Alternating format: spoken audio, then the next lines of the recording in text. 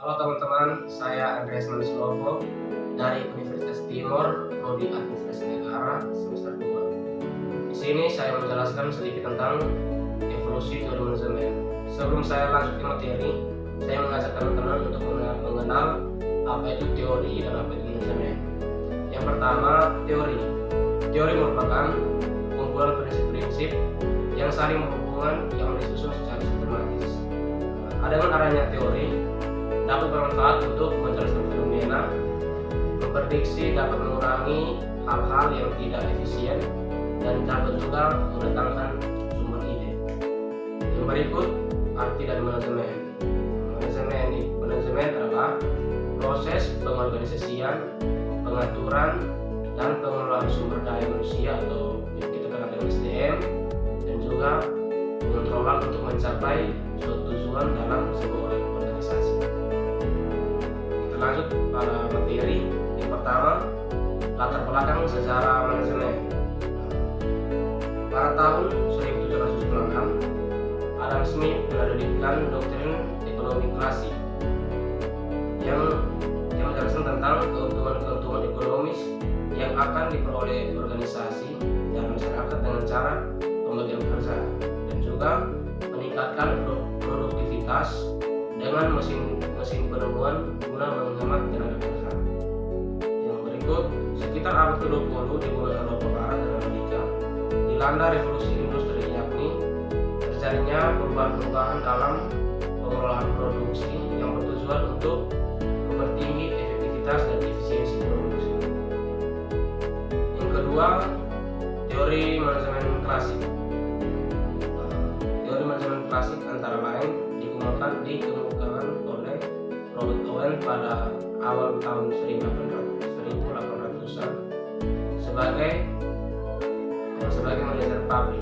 Robert Owen mencurahkan perhatian pada penggunaan faktor produksi mesin dan tenaga kerja dan kualitas dan kualitas hasil pekerjaan dipengaruhi oleh situasi ekstrem dan intern dari pekerjaan tersebut.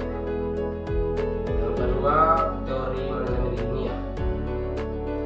Teori manajemen ilmiah dikemukakan oleh Friedrich Taylor dalam menerapkan cara-cara ilmu pengetahuan dalam memecahkan masalah perusahaan dengan menggantikan prinsip yang lama, yaitu sistem coba-coba.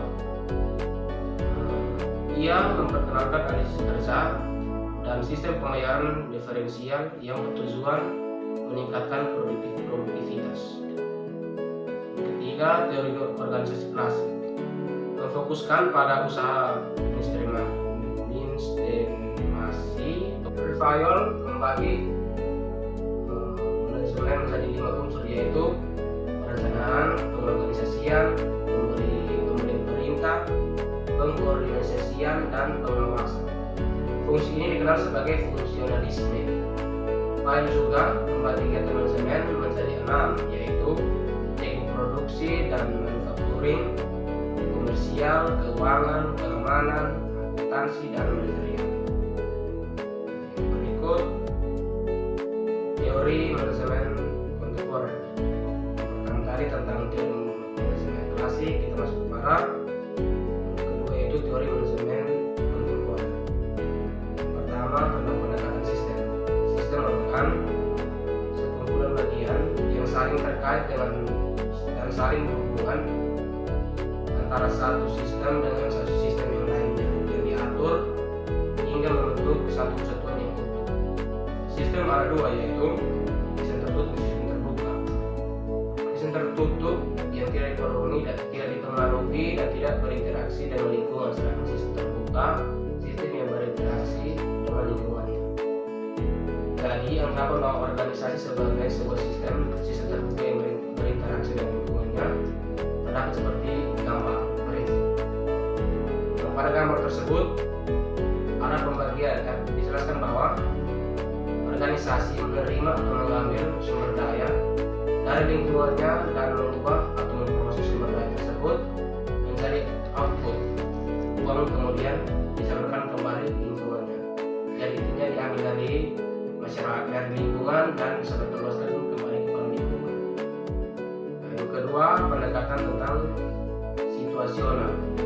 Anggapan bahwa efektivitas manajer tergantung pada situasi yang dihadapi serta dianggap memberi resep praktis dan manajer. Yang ketiga, pendekatan hubungan manusia baru, mencoba untuk menggabungkan antara manajemen ilmiah dan sisi positif manusia. Yang terakhir, tentang pandangan integratif, memadukan semua pendekatan yang ada.